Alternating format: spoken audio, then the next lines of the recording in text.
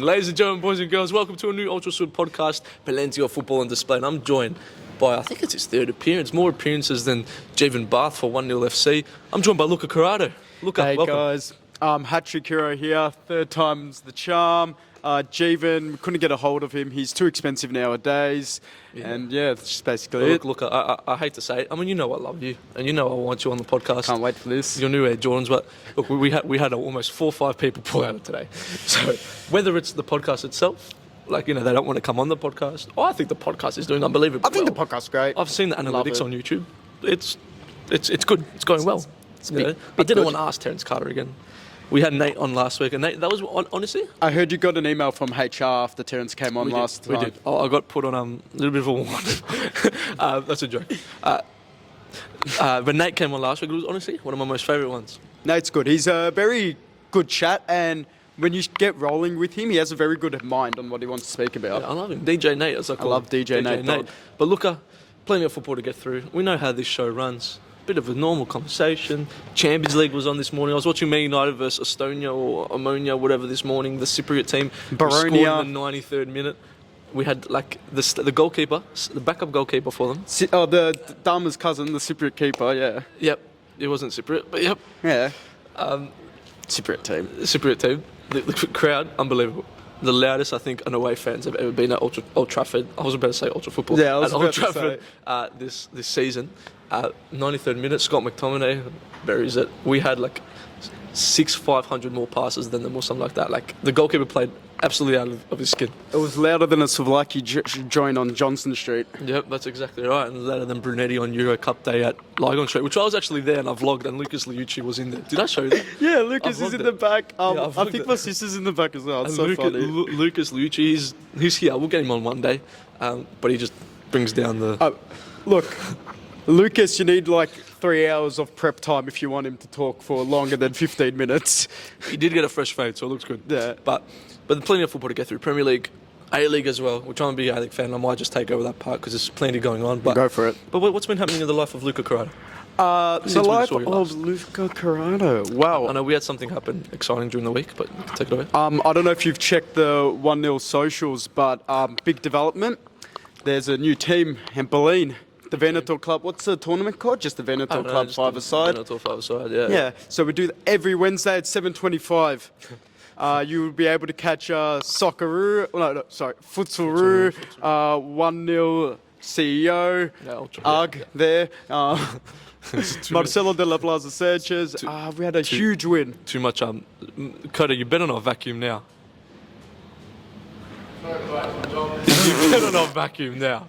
We got Diamante's nephew here, and he just wants to start vacuuming.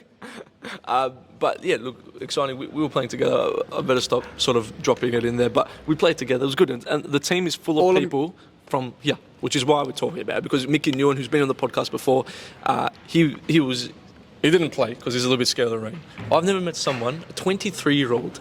How old is he? 22, 23, 24, 25? Look, all I'm going to say is, rain.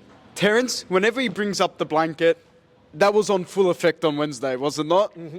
He was rugged up at home. More than just the blanket. He had the pillow. He had the pyjamas. We're at work, we go, oh, Mickey, you're coming at least to watch, right? Because, Mickey's a bit delicate. Even if he has a little nickel, he won't play, you know what I mean? Can't believe so that. You go, are you going to come watch at least? He goes, are you crazy? Look at the rain. And how much did it rain during the game? Oh, probably...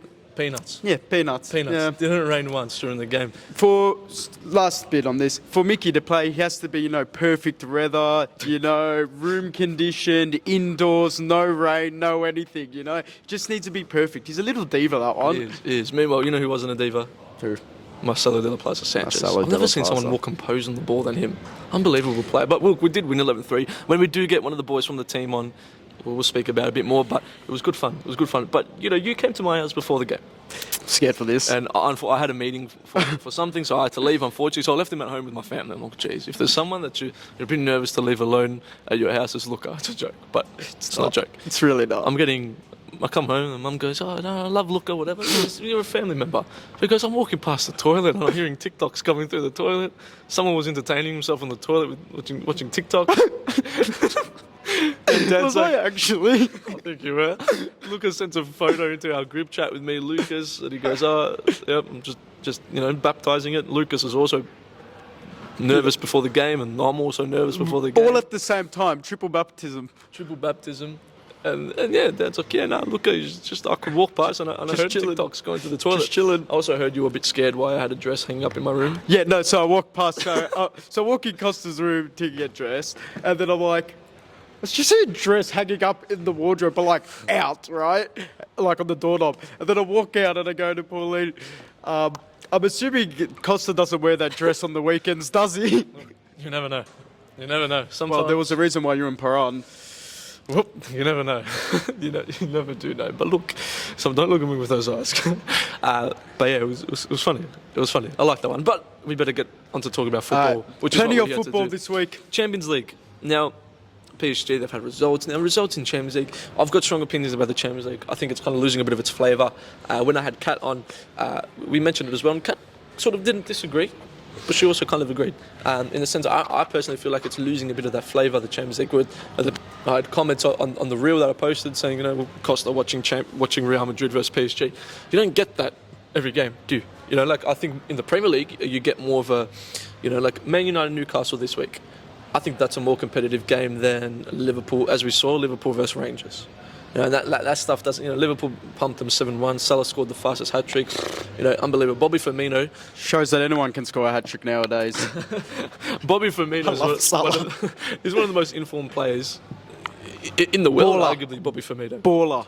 After that Man United game, I thought he was destined for a Besiktas move or something like that. He looked destined for Turkey, that man. Come to Besiktas. Yeah, exactly. He didn't look good. But PSG and there's Mbappe, the Mbappe situation. I've got strong opinions on Mbappe as well. Plenty of strong opinions. Do we not have FIFA 23 on the PlayStation yet? Crikey. I think we did for the A-League event. We had to download it. I think Coda's just got rocks inside. On FIFA 22. He wants to play with his player that's on Western United because he got axed. He's not in the game anymore. But Kylian Mbappe, that was good. Kylian Mbappe, he apparently, rumours are coming out now, he's had a fallout with the club. He's spit the dummy. And he wants to leave in January. What are your thoughts on Mbappe? And if he does move in January, where can he go? Because Carlo Ancelotti, they asked him, he goes, if I say anything, I'm going to get in trouble a little bit. What do you want me to say? I think Mbappe's made himself look like a right mug. I agree. And, he spit the dummy out. He was like, nah, all this money. I don't even know the proper logistics, but he basically forced PSG to giving him the best contract possible. And now, when he's in control of everything and it's not going perfect, which I think they're doing fine, he spit the dummy. He's like, nah, I want out. And then, I don't know if you saw, Florentino Perez, love him or hate him. Yeah. He's very controversial, the Super League, all that, and whatever. But he said something someone asked him about Mbappe, and then he said something to the camera he didn't want to come, and I told you this would happen, something like, I told you so. It was something like that, and it just goes to show that it's and everyone could see that the money was going to corrupt him. Not that he's, I don't know how old he is, but he's not finished. But still it's just a bad view. He hasn't even reached his peak yet, but it is one of those things of, I think, reputation and that sort of thing. And Darren Bent, out of all people to quote, Darren Bent, he did say it. I thought you made that name up. No, you remember the striker for Burnley? I thought you made it up for a second. Yeah, he actually said on TalkSport, and whoever the people on TalkSport, they're a bit peanuts. But he goes, right now, I'd take Jesus if I'm Arsenal over an Mbappe. Now, while I disagree, because I think Mbappe is a much better player, he goes, Mbappe comes with baggage. And to that extent, I don't disagree with him.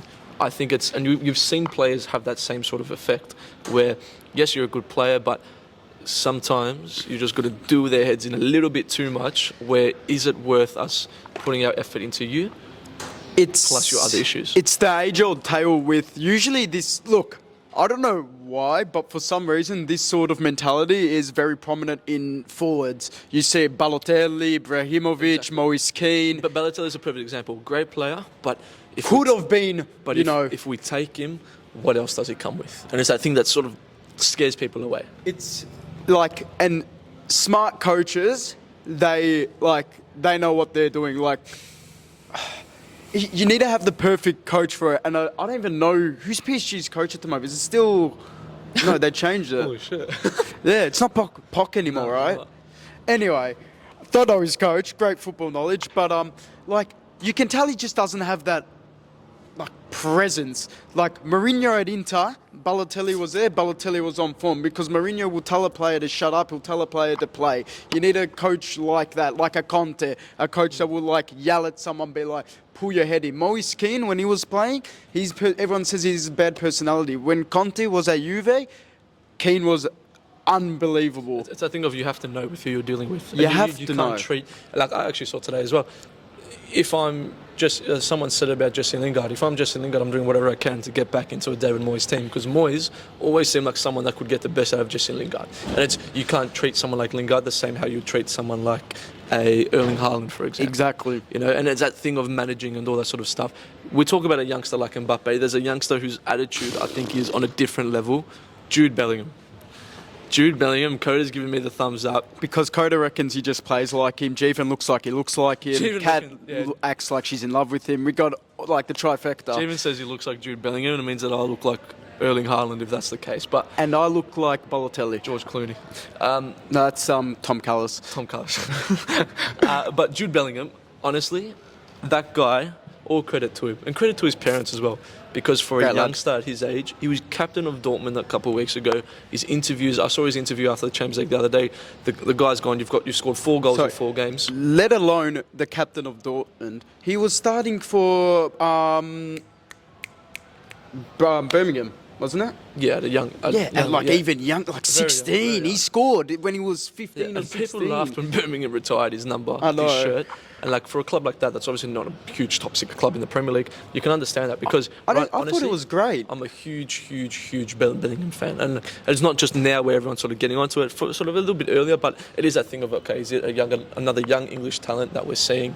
Just everyone pumping up because he's English, and we know how big they are, how big their presence is in the media. But right now, and that guy, like in the interview, like I was going to say, they go, scored 4 goals in 4 games or something like that. How important? He goes, yeah, look, it's good, but the most important thing is that the team wins. And he goes, I didn't celebrate today because at the time when I scored, we weren't winning. And you just see that. And maybe, I don't think he's robotic in the sense of you can tell he's just saying what people want to hear. I think he genuinely is a nice, genuine person that is sort of determined to put his best foot forward. I'd start him for England the next World Cup, 110%. I think right now, I'm going to go out and maybe say a bold call. I think he's the most complete youngster we've had in the last 5 years. That is a bold call, but it's very understandable because by complete, you mean they can do everything, they can defend, they can do everything. And I say, and we would talk about, we've got to touch on it after, some of that Roy Keane said, the best players currently in the world, in the Premier League. Erling Haaland, I think, is by far the best youngster. Right now, you say, hey, Kosta, you're in charge of Manchester United.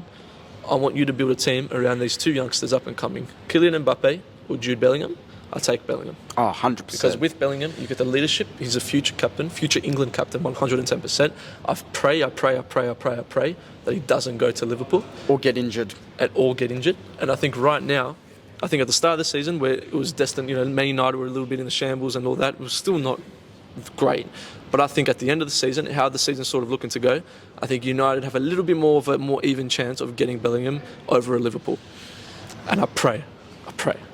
I haven't been following the transfer news around Bellingham because I've always been of the opinion that he's going to maybe stay at Dortmund for a little longer. But he's been there for, I think, a year and a bit now. And I love how Dortmund develop their players. Like, nearly everyone that comes in their ranks just gets better. You know what I mean? Well, they're a team where they lose players, and we know how often they lose their best players to Dortmund. But they're always at the same level. But they never go drop, do they? Yes, they might have time where they flop a little bit. Or they have a time where they go up really high. But they're generally always at that consistent level.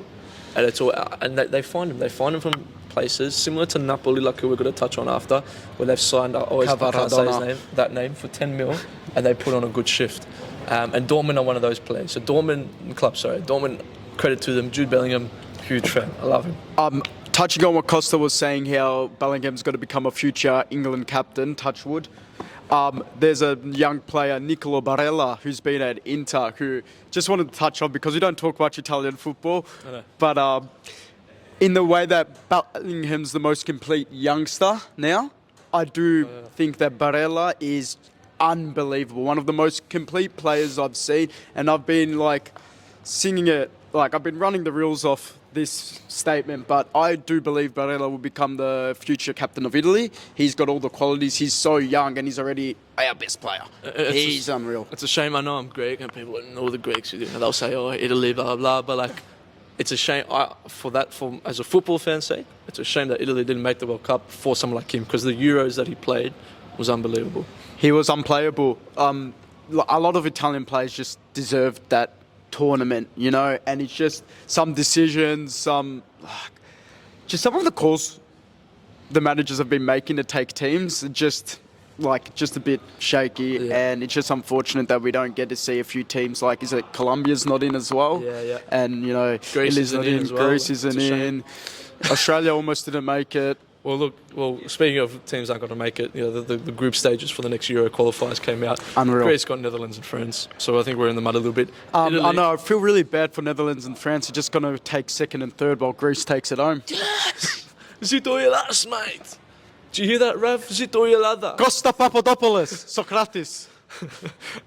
But Italy's got no Greek Macedonia and no Greek players in Italy, no. Nate, welcome back.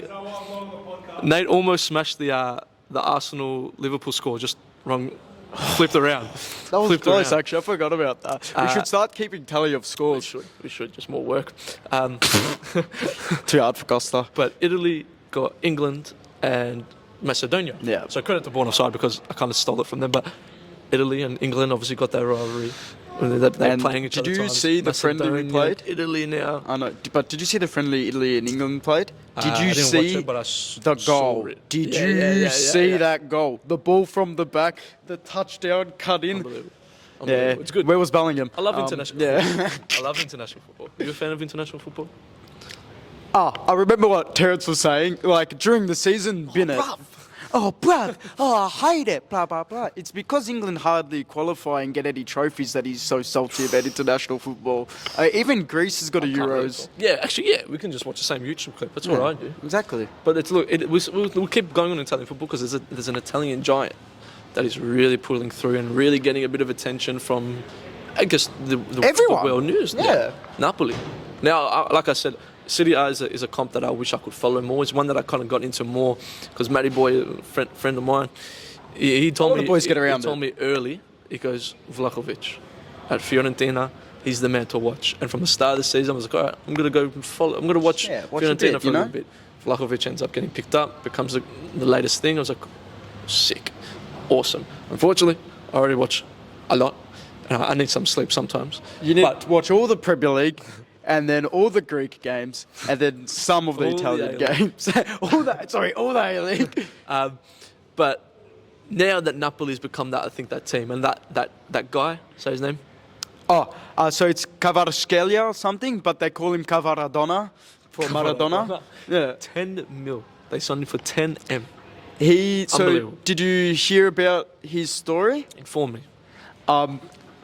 So he was playing in he was playing in a European team. No, sorry. He was playing in Russia. He just got signed for Russia and to a Russian team. And then they were all the stuff happening in Russia and Ukraine. So then they paused the game and they were like, we're not going to play anymore. You have the opportunity to either stay here and wait for the league to start again or go back to, I think it's Georgia or wherever he was playing before. Yeah. And then he was like, okay, I'm just going to go back. So he terminated his contract. He went back to play there. He was killing it in whatever league he was in. And then Napoli picked him up for 10 mil. Just for 10 mil. That's good. And it's stories like that you want to see. You want to see. That's why we love it. You love the success stories. You love it. Napoli's been doing unbelievably well. They're on top of the table. In Italy, on top of the table, it's unreal. The big giant, Juventus. They've been sleeping. I tell you what, someone knock on their door and tell them, hey, your alarm went off about 10 rounds ago because they haven't woken up yet. Juventus, I saw a meme. Juventus have got an SBC team. They've got a squad building challenge team. Meanwhile, they've got a bunch of fodder. Meanwhile, Jess looks like Arsene Wenger with the long coat. But maybe she could manage Arsene Wenger and Kat, I wouldn't be laughing. You're dressed like Klopp as well, so I'd keep walking. Never walk alone. I can say Jess they can just say Jess wants to say stuff. Yeah, you like my jacket. Hey Jess, Arsene Wenger. SBC team Juventus. Yeah, a bunch of fodder. Bunch of. They've just got a bunch of 81 overalls. They don't know what to do with it. They've got 84 Di Maria, 79 pace, not good enough to play on the team. Like on a career mode, you want to touch them. You're just like, ooh. Like, I wouldn't even look for a place to sign from there, but... You delist them, put them on the chopping block already. But what's next for Juventus? Is it one of those where, like, okay, we'll just better make top 4 so we can qualify for Champions League? Or are they still attracting players? Is it just a system from top to bottom? Well, Juventus fans, let me know in the comments down below. What's the go? I want to know. So, Juve really love Allegri, and I don't think they're getting rid of him anytime soon. And that's just what I'm going to say. We can ramble on about it. And I'm an Inter Milan fan, so I just dislike the blokes. But there's something that you want to see when it's just peak competition, where everyone's just on fire. And then it's just sort of sad to see people clowning on teams that are once great. You go, oh, they're a washed up team, blah, blah, blah. And you're like, Juve are good. And I think this touches on what Kosta was saying about the Champions League. Just the level of a lot of the other teams are bringing down the standard of the competition because you're not seeing the upsets anymore, like the rainy nights where a team comes back to win 2-1. We're seeing 7-1 Rangers Liverpool. Yeah. We're seeing scorelines like Napoli, Liverpool. And it's a Liverpool team that haven't been in the greatest bit of form either. So it's just like when all teams are on fire, I think the best football's being played. I think a lot of super teams smashing a lot of lower league teams necessarily just isn't the best to watch. Great for the fans of the teams respectively, but if you just want quality, it's just not the best. Yeah, I agree. I 100% agree. And I actually had a conversation with people before we get into the Premier League sort of segment on the channel, on the show. I had a conversation with someone on the weekend here, working here at Ultra Football. You can come in, buy the latest boots, the latest World Cup kits as well. I work here, yeah, believe it or not. I'm here like every day now, it seems. They were talking about Farmers League. And it's that term which I don't really like, because it's like, just bin it off. I think it's funny to say to people when you're trying to give them stick, but it's not a good term if you're throwing it about actual leagues. And he was talking about, like PSG and the Farmers League, Messi getting stats, the Messi-Ronaldo comparison sort of thing. And he mentioned who he thinks is also a Farmers League. And I poked my ears up while I was helping a customer, because I agree. And whether it's a bold call or not, I think the Premier League is in a very dangerous position to be a Farmers League, because if you look at Manchester City now, I think they've already got 9 fingers on the trophy this season. They've won the last 4 of the 5. If Pep Guardiola wins another one, they're not slowing down anytime soon. And people give flack to PSG, they win the league every year. They give flack to Bayern Munich, they win the league every year. Man City, they're doing the exact same thing in the Premier League. Yes, I think what maybe distinguishes those Farmers Leagues compared maybe to the Premier League is the difference from sort of 4th to 15th on the table, where it's not as far. But if you're looking at the winners, which is what we hear everyone harp on about, what difference is the Premier League? Because you've got a Manchester City team that have got so many things at their disposal, and they're not slowing down anytime soon. You look at the difference from 1st to 2nd right now, you'd say, okay, Arsenal right now are 2nd. I think City, it's got to be a crazy game when they play against each other, but I think City, if they're on their day, could absolutely steamroll an Arsenal team. I mean, I agree completely. There's nothing that, like Kosta said, that is wrong, really, so you can't really...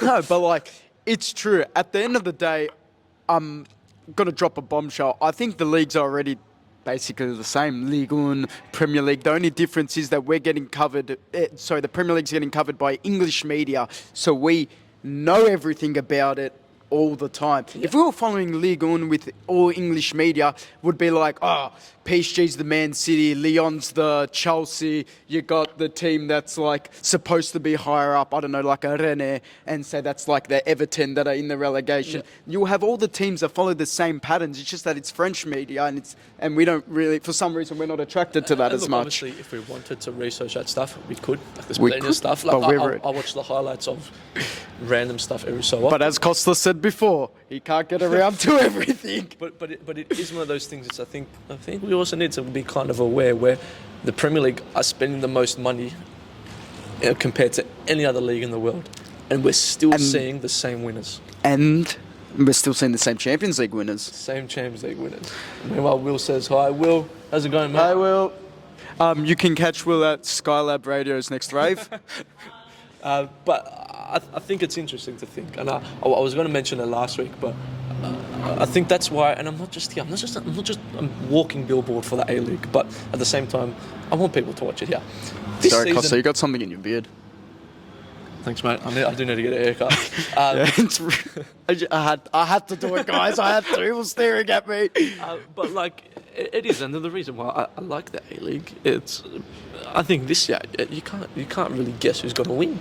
I think this Saturday we've got a huge game, Melbourne Victory versus Western Sydney Wanderers, and I encourage you at home, if you aren't doing anything on a Saturday night, either get down to Amy Park to watch it, or at least watch it, because Western Sydney Wanderers have sold out their away end, and we know Wanderers are one of the fans. Albin's a big Victory fan, won the Vuk.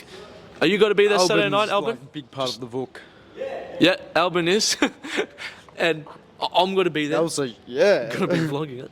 And it's one of those things where if people get involved, Wanderers, they've been poor the last 2-3 years. They're getting their fans back on board because they're making changes from the top to the bottom. And the atmosphere will be there. And you've got to watch Louis Nanny. And I tell you what, an A-League All Access thing, it's come out every Thursday. They're doing an All Access. I watched the one last night. It was about Nanny. Oh my goodness. You loved it? Me and him are best mates now. I've met him a couple of times. Now he walks in, he goes, Kosta, how's it going? I go, mate. Walks in, goes like this. I call him LN17. Like, that's just what we call it. Alan. Oh, so you say all that when you see him. Hey, LN17. Yeah. LN17. He goes, I'm not an aeroplane, mate. I just call him Lou. Lou. Yeah. Hey, Lou. I just call him N. Yeah, he just calls me, like, he waits and goes, reads my name tag and goes, not going to say your name anyway. But that's pretty keen. And I know, once again, I went on a bit of a tangent, but I do think the Premier League could be in a very dangerous position if they're not careful in the coming time. But focusing on the Premier League now, I'm going to lead you into a question. Steven Gerrard and Aston Villa. I hate to say I told you so, but you told me so. When Coutinho signed for Aston Villa, everyone's like, oh my gosh, yay, he's back. Guess what I said, Luca Corrado? I go, he ain't going to do anything. Whole lot of none. He's not going to do anything. I made it real. I said, Coutinho, I'm excited to see him in the Premier League. The real was a bit for views, though. It was for views, but... You didn't believe it. I did. But at the same time, guess what? And the commentator called him out on the weekend last weekend. Coutinho, we know what he's like, but he really hasn't shown Aston Villa that much. Steven Gerrard, if his name was Steven Gerrardopoulos, he is in a high position as what he is now, because I think Gerrard, with Brendan Rodgers, could be one of the first to go.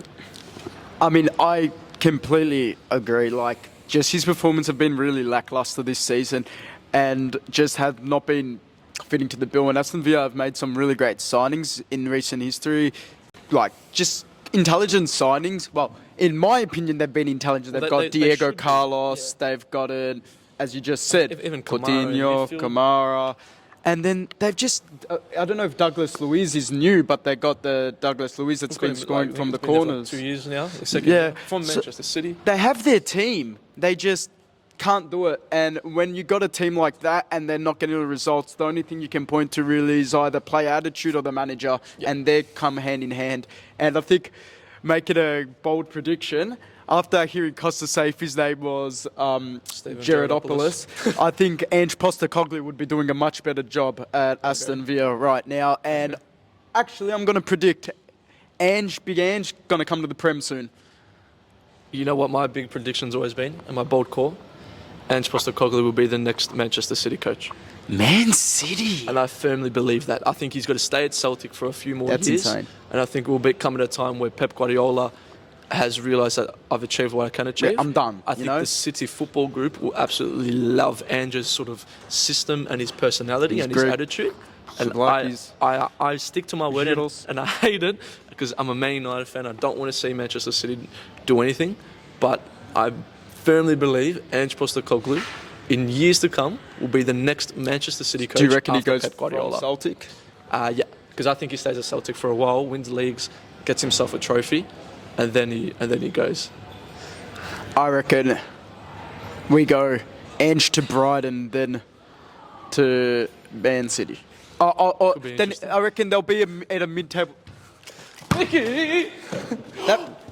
I am a keeper That was for a all good those chat watching. as well about Ange Postecoglou. But yeah, I agree. I think Celtic to Cities is next week. But I'm not saying Pep Guardiola's going to leave next year. He's going to get sacked. I think it could be 3 years' time. And I think in that 3 years' time, Ange will have a lot of success and build a good reputation at Celtic. And I think the City Football Group in general, I'm not even talking about Manchester City. I think the City Football Group will really, really, really, really, really, really thrive with an Ange Postecoglou. Really, really. I had to add that one in there. Yeah, no, we've been making some great points about the City Football Group, and as you can see, they've been systematically just like dispersing great managers between the three clubs, and they've been putting in a lot of different systems. I don't know if you've seen that.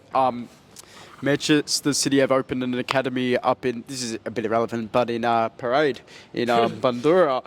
How random. I might go play. Yeah, exactly. That's exactly why I brought it up. Ange Postecoglou's got some scouting already. I heard he was there on Bulleen on Wednesday night. Oh no, that was Alex Metropolis. Mickey, if you do something, I will break your nose. Mickey's just hiding again, trying to cause, like... Mickey's good at doing that. He's good at hiding at work. Mickey's great at hiding at work. He does that quite often. But Mickey the Mouse for a reason. We've got to slowly wrap it up. Roy Keane, he went out and said... I was waiting for this one. The best three players right now in the Premier League are Kevin De Bruyne, Erling Haaland and Cristiano Ronaldo. Roy Keane, I'll repeat it for those visually impaired at home. Roy Keane said Erling Haaland, Kevin De Bruyne and Cristiano Ronaldo are the best three players in the Premier League right now. One of them's a bit of a nostalgia bias. Which is why we've got a podcast. That's what Keane said. Keane said that. Yeah, Keane. Haaland, Ron, and Haaland. And De Bruyne. And De Bruyne. Haaland, Ron, and Haaland. Haaland's probably that good right now where you probably could say he's the first and the second You best put player. Erling and then Haaland. I agree with the two of them. I'm a Man United fan. I love Ronaldo as well. I don't think we can put Ronaldo in there right now. I think, for me personally, it's Haaland, De Bruyne. Heung-min Son's a shout. But on his this season? Oh, okay. Based Yeah, off this is he season? saying this season? And he put Ronaldo on this season. He's saying like right now. Like as of right now. Oh, Ronaldo scored a goal against a Europa League club. He's the fucking... I think you've got to... I think you've still got to put a Mohamed Salah in. I know he's been poor this season. I think it's either between a Salah or a Son. Heung-min Son or a Salah. I'm sorry, in the Prem especially, you do not... In the Prem especially, you do not compare Son to Salah, especially this season. I just think... It's a bold call. Look, you want to hear a bold call? Salah couldn't clean Hazard's boots. Like, I'm sorry, prime Hazard in the Prem... I don't want to hear chat about Salah being better. Like, unplayable on his day. Salah is very playable on his day. Goals for fun, Salah. I'm playing devil's advocate. Scores goals for fun. Complete player. You were saying complete player. Who's more complete Hazard. player? Interesting. Okay, thank you. Interesting. And then going back to Son. Son is two-footed, scores for fun when he wants to, takes the ball up from halfway, dribbles the whole team. I do like And it's harder for Son. But what I mean by that, it's harder for Son to be good at Tottenham than it is for Salah to be good at Liverpool. Okay, I feel you. That's what I mean. That's how you can sort of measure a good player. Because everyone goes, Haaland, unbelievable. But then you go, okay, you put Ronaldo in Haaland's position. Not saying that he'll score as many goals as Haaland. I'll just say he'd be doing as well. Oh, not as well, but he'll be doing well. And then you wouldn't normally be like, oh, Ronaldo's the best because the team's, at the end of the day, giving him a lot of the goals. That's sort of the way, the thinking. And then we got my father over there, Mark Brashano, just walked past. We were speaking about Ange Postecoglou before, and then Alex walks past. Yeah. I mean, the man that Ange Mark Brashano, learned from. We got a Brownlow winner, Adam Oxley, walking past. Oh, we love it here at Ultra Football. But there's a couple big games coming on this weekend. A couple big games. Ronaldo obviously got 700 goals. I'm going to put that in. Big ups. New celebration. Was that? It was. I saw Anthony walk up to him as well, and it was. Oh, a lot of people are gonna hate that so much. These guys just don't let us work. COVID Central. I don't know if I doesn't exist anymore. Some two big games that we're going to cover, and then we're going to wrap it up because we've been going for a long time. One of them El Clasico, because that's on the weekend. Yes, it is. El Clasico. Who wins it? Barcelona's destined for Europa League. Just putting it out there. Big call. I see Bruno Lona over there wearing a Barcelona top. Interesting. This guy can't keep his name, her name out of his mouth. Anyway, so I think on form, Barca definitely don't take it. But I think because it's Barca and it is El Clasico, we're going to see like a 2-2 or even a 2-1 upset for Barca to win. 4-0 Real Madrid. Next question. United versus Newcastle. That's all I'm saying. 4-0 Real Madrid. 4-0 Newcastle versus Man U. Barcelona defence against Inter Milan was one of the worst defensive performances We're talking I've about seen. Inter Milan here. It was the worst defensive performances I've seen.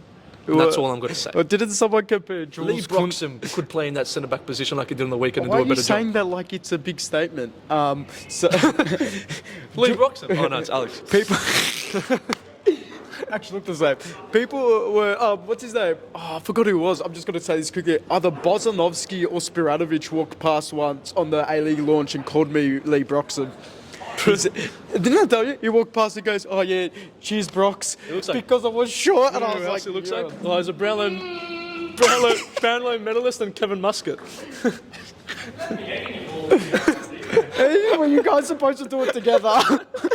Alex. I didn't even realise. I'm going to call you Muskie from now on. Kevin Muscat. I like how it was Alex's idea to do that, and Alex just left Oxy. Yeah, they're the two hooligans of ultra football, those two.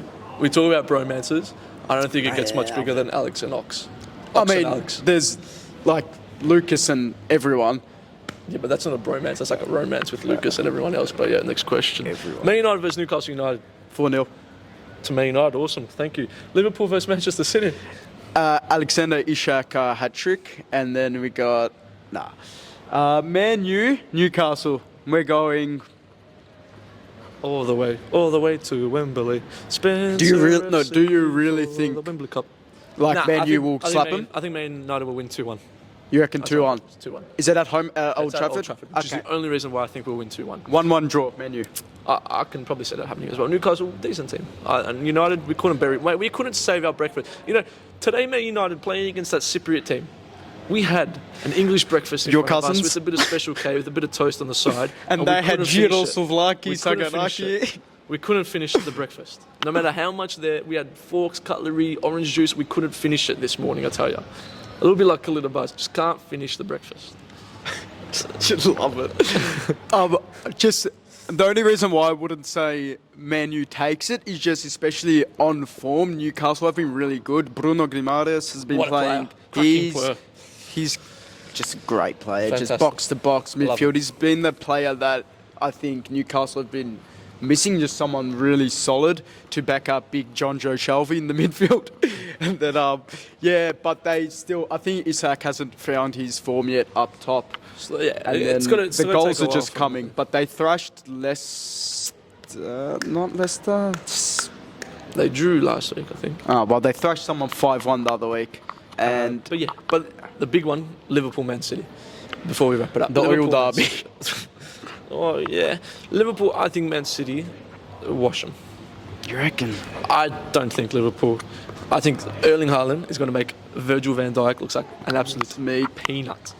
I think City will. I think it'll be a good game. Depends how Liverpool turn up and what Liverpool team turns up. They've obviously got the confidence coming off that 7-1 win against Rangers. But City right now, who's stopping Erling Haaland? Definitely not Van Dijk or Joe Gomez, I'll tell you that Definitely not much. Trent either.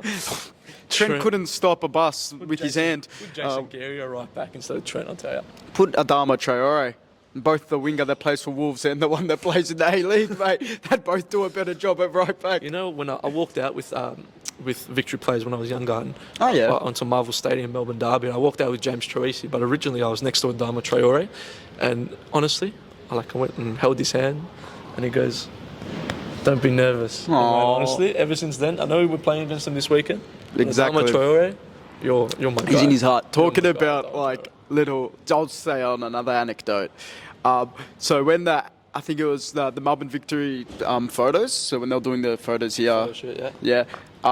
So obviously the players are just walking around, and it's really surreal because you're like Luis Nani, Spiranovic, Brox, people we've looked up to, right? And Nani, big player. We used to watch his highlights. I was watching. ever I since he was remember little. watching him for Manchester United. Yeah. Kosta, I kid you not, this is going to sound like cap, but like a few months before, there was all this speculation that it was even going to victory. And I was just sitting in bed and I was just, you watch Streets Will Never Forget. Then I go, no, I'm going to watch Lewis Nani. I love him. 5-star weak foot, 5-star skill shoots on both. I love that in a player. He signs for Melbourne victory. Insane. So we got the photo shoot launch. Players are walking around. You don't want to act like a fanboy. You don't want to make them feel uncomfortable. You don't want to be like, oh my God, let me take a photo. And then, so I'm in the boot room.